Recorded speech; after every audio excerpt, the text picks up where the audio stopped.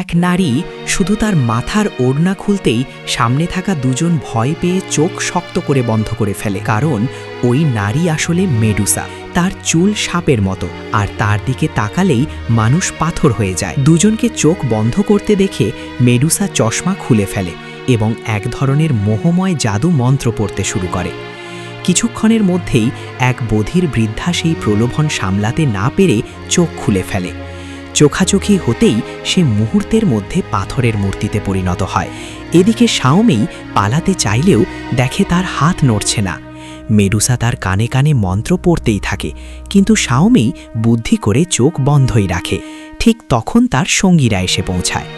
আউই ইচ্ছে করে শব্দ করে মেডুসার দৃষ্টি আকর্ষণ করে, আর শাওহেই দ্রুত শাওমেইয়ের পেছনে গিয়ে এক আঘাতে পাথরের মূর্তিটা ভেঙে ফেলে।